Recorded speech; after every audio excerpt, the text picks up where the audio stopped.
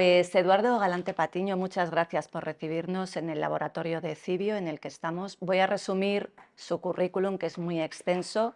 Me va a perdonar si me salto alguna cosa importante, pero bueno, vamos a ver qué tal. Profesor emérito de la Universidad de Alicante desde septiembre de 2023, catedrático de zoología en esta misma universidad y también en otra. Ha estado en la docencia 48 años. Sí, efectivamente. Muchos años.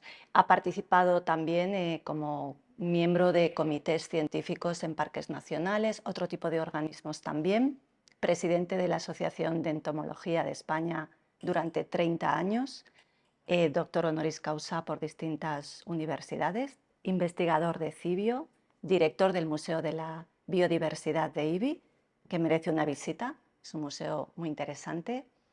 Me he dejado algo seguro, ¿no? Y sus áreas de investigación, fundamentalmente la ecología, conservación de insectos. Sí, efectivamente. ¿Mm? Ecología, sobre todo con insectos, pero en general la conservación de la De la biodiversidad y el medio biodiversidad. ambiente. Muy bien, pues esta entrevista es para hablar precisamente de insectos y para conocer qué importantes son para los ecosistemas, que muchas veces nos olvidamos. Pero si le parece, lo primero que vamos a hacer es poner en contexto cuántas especies de insectos hay y por qué son tan importantes. Pues las especies de insectos que hay en todo el mundo son más de 1 millón de especies.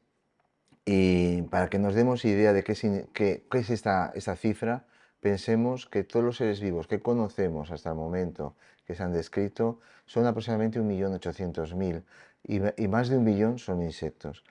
Y cuando hablo de todos los seres vivos, hablo desde las bacterias y hongos microscópicos a nosotros, o sea, todo lo que es la vida en la Tierra. Entonces, los insectos han tenido un gran éxito evolutivo, han colonizado todos los medios y todos los lugares, desde las zonas tropicales hasta incluso el Ártico. Podemos encontrar algún insecto ahí en los límites de esas zonas extremadamente frías. Y los insectos tienen un papel muy importante en los ecosistemas, como veremos.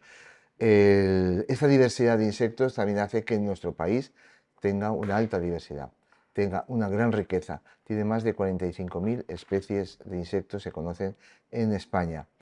También para que nos demos idea de qué estamos hablando, todos los vertebrados del mundo, todas las especies de vertebrados del mundo, escasamente llegan a esa cifra, a los 45.000. Es decir, en España hay más especies de insectos que vertebrados hay en todo el mundo. Y su labor en el ecosistema, porque se conoce mucho la función de la polinización, pero hay otras muchas muy importantes. Sí, efectivamente, los insectos, yo como siempre digo, si hay más de 1 millón de especies de insectos, algo tienen que hacer el ecosistema y algo funciona bien en ese ecosistema con los insectos, pues si no, no existiría. La evolución elimina aquello que no tiene papel, que no funciona en ese momento.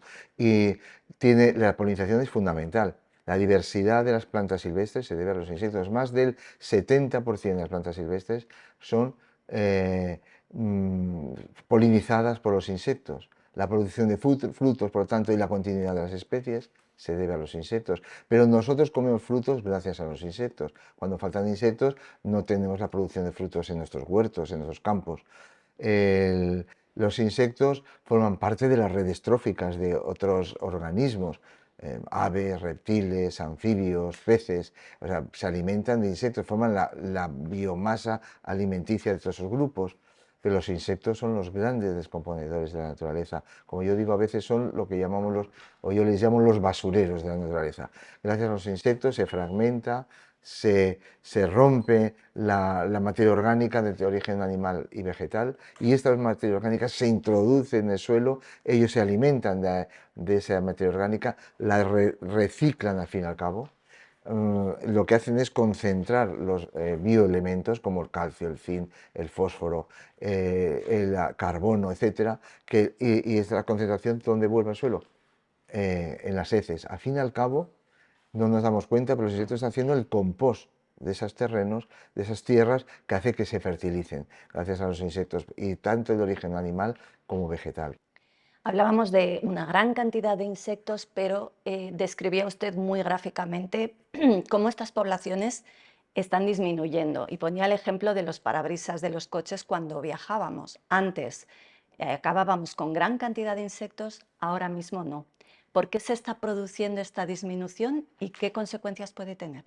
Bueno, esta disminución son muchas las causas que las está produciendo y algunas estamos todavía investigándolas, no se sabe a ciencia cierta todas las causas, pero es evidente que la agresión que ha tenido el mundo natural a través de la cantidad de plaguicidas y alteración del medio que se ha producido especialmente en los últimos 100 años y las últimas décadas con más intensidad, ha tenido un gran efecto sobre las poblaciones de insectos.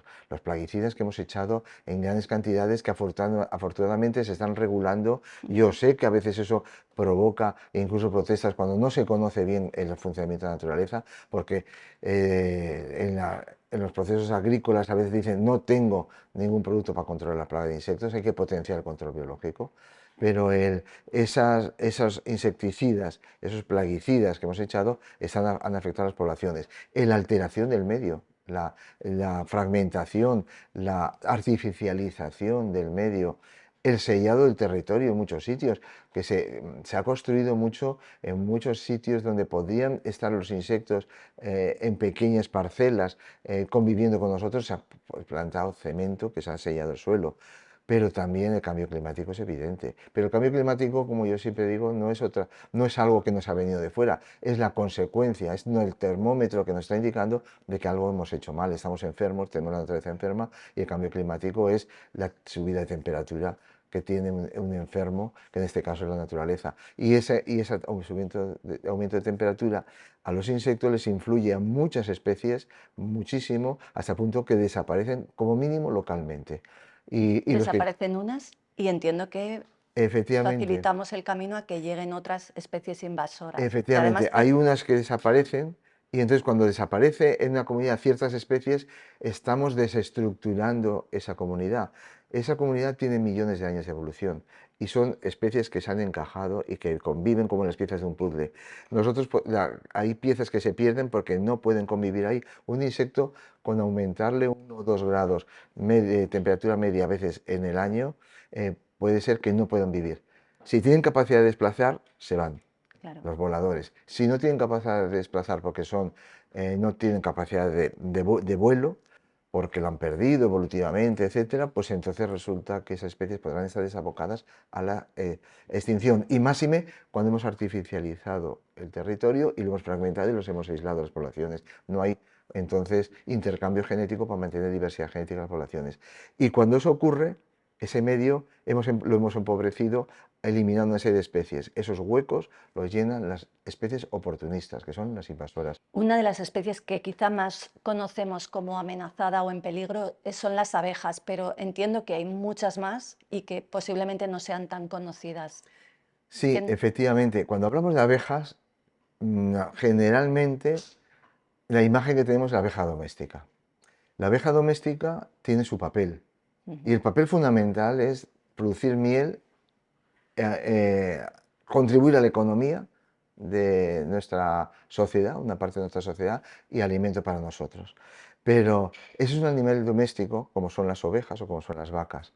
La polinización la llevan a cabo esas abejas domésticas, pero es una polinización muy parcial. Las abejas visitan las flores más abundantes y sin embargo, pues, si tenemos una sobrepastoreo, porque sería casi un pastoreo, una sobrepecoración de las abejas en determinados sitios porque se aumentan las colmenas, podemos estar compitiendo con las abejas silvestres. En España hay más de 1.100 especies de abejas silvestres y en todo el mundo probablemente hay unas 20.000 o más de 20.000 especies de abejas silvestres. Todas esas abejas silvestres están contribuyendo a la polinización, no solo las abejas domésticas. Cuando hablamos de abejas debemos de pensar en el conjunto, en todas Ujú. las abejas. Y para mantener esas abejas silvestres necesitamos mantener los ecosistemas sanos, los ecosistemas que funcionen, con las funciones que los procesos ecológicos se estén produciendo día a día de una forma natural. Menciona también un concepto que es el de la reserva entomológica. Monológica. Desde la asociación que usted ha presidido durante 3 décadas, de hecho, han promovido esto. Coméntenos Sí. un poco en qué consiste. Pues la idea surgió como una colaboración con distintos grupos sociales, ONGs particulares, administraciones locales, provinciales, donde incentivar la conservación de la naturaleza. Entonces, ¿qué es una reserva entomológica? Un espacio con cierta riqueza entomológica o que mantiene especies que son protegidas y entonces, o amenazadas, y que entonces un particular, una ONG o una administración local quiere eh, que sea un escaparate de conservación. Y entonces propone la Reserva Entomológica a la Asociación Española de Entomología con una pequeña memoria, se examina la Asociación Española de Entomología y la Asociación Española de Entomología le da entonces el diploma y la categoría de reserva entomológica. No tiene una categoría administrativa, digamos, es un sello de calidad de la Asociación Española de Entomología donde el declarante de esa zona y que va a gestionarlo, se compromete a seguir manteniendo esa zona ya conservada, a contribuir a la regeneración de hábitats y sobre todo a una cosa muy importante, a hacer educación ambiental, a difundir en la sociedad la importancia de los insectos, tanto en grupos sociales como sobre todo en los grupos escolares. Eso le iba a preguntar, que quizá los insectos no gozan de muy buena prensa, por decirlo de alguna manera, porque son unos grandes desconocidos, ¿no? Claro. De hecho, hemos visitado varias veces los talleres que hace Cibio en la Noche de los Investigadores en la Universidad de Alicante y es muy curioso cómo llama la atención sobre todo de los más pequeños. Le quería preguntar también por un tema que seguramente haya comentado en alguna ocasión con sus colegas, y es cómo tenemos en el rabillo del ojo a los insectos como futura fuente proteínica de nuestra propia dieta. Eh, Eso está ocurriendo ya en otros países, nosotros quizá por cultura todavía no lo vemos, pero ¿cuál es un poco su percepción? Bueno, es verdad que aquí en España actualmente la producción de insectos se dirige hacia la producción de alimento animal, pero es una base proteínica de futuro, es importante. Ya hay en España alguna iniciativa empresarial que lo introduce en barras energéticas, en la proteína de insecto, porque tenemos que tener en cuenta que la proteína de insecto en peso seco es casi el doble de la proteína en peso seco que puede tener un filete de ternera. Y además tiene mm, una característica, el alimento de los insectos. Los ácidos grasos son insaturados. Y esto es entonces muy importante para la salud Ujú. nuestra. El futuro de comer insectos creo que pasa por un cambio de mentalidad que es difícil y largo de recorrer, porque Mm. yo he comido insectos de todo tipo. Y aquí está. Entonces, sí, sí, no, yo he comido insectos en África, en América, incluso he comprado los insectos y he preparado comidas aquí. Yo he hecho para, en la universidad incluso hicimos hace unos años, hacíamos jornadas alimentando de insectos, la gente rechazaba al principio y al final acababa todo el mundo comiendo insectos, porque un insecto que nos rechaza es porque siempre pensamos en los mismos, en la cucaracha, en el mosquito y en la mosca, Ya. pero los insectos, pero un saltamontes, que a mucha gente cuando digo esto le rechaza de entrada, digo un saltamontes se dice poco de una gamba. La única diferencia es que uno está en el mar y el otro está saltando por el prado. Pero tiene a veces una textura un poco diferente, pero se preparan y eso entonces se pueden alimentar. Hay muchos países que se alimentan de insectos, está En su en su dieta está muy tradición incorporado. claro, sobre todo América, en partes de África y en Asia. Entonces, para ellos es normal alimentarse de insectos. Lo que pasa es que en nuestra cultura occidental esto hemos tenido siempre la prevención. No sé si algún día llegará a Yo creo tomarse que un sí, va todo tan plato, rápido que pero bueno, pero seguramente. yo he tomado un arroz en vez de con gambas, con saltamontes y hormigas. Y estaba bien. Está rico. Quiero acabar la entrevista con una pregunta. Ayer le comentaba a mi hijo, que tiene 13 años, que iba a entrevistar a un experto investigador en insectos, y entonces le digo, ¿y tú qué pregunta le harías? Y se la voy a leer casi. Y él me decía, si el hongo Cordyceps, que es un hongo que ha inspirado un videojuego muy conocido y una serie de televisión, que es The Last of Us, que digamos colonizaba el cerebro de los humanos y un poco pues, los condicionaba, los convertía como en zombies. Este hongo utiliza a las hormigas para propagarse, ¿no? Las coloniza, controla su musculatura y se propaga con eso. Y él me decía si por evolución es posible que acabe en otro tipo de insectos. Sí, ese tipo de hongos colonizan los insectos. Son lo que llaman hongos entomófagos.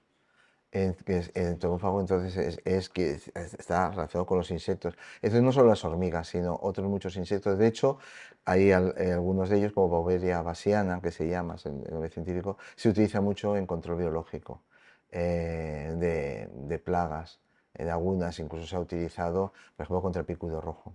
Ajá. Y entonces lo que hace es invadir el cuerpo, es como un alien, efectivamente, que las hifas van invadiendo el cuerpo y, claro, llegan hasta el cerebro y le cambian hasta el comportamiento al animal. Las hormigas suben a la parte alta de las plantas y se quedan ahí. Entonces, ahí puede llegar cualquier ave que lo coge y lo va a transportar a otro sitio y entonces se van a infestar otros hormigas, otros insectos. Entonces sí que afecta no solo a las hormigas, sino afecta a otros. Ahí se De quedará. momento lo que no nos afecta es a nosotros, eso solo es en el juego. Se ve que esa es la preocupación mayor. Pues le agradezco mucho que nos haya dedicado este tiempo para hablar de los insectos y sobre todo pues para no mostrarlos como algo que normalmente rechazamos, pero que al final son vitales para nuestra propia supervivencia Sí, como raza. efectivamente, los insectos, la conclusión final es esa. Son como en la campaña que tenemos con Ecologistas en Acción, que hicimos con la Sociedad de Entomología, que es los insectos, el lema es los insectos imprescindibles para la vida. Muchas Bueno, gracias pues nada, y, gracias a vosotros y y espero que sigan encantado. cosechando Sí, investigaciones. pues muy bien, sí, pues muchas gracias y encantado. Muy bien.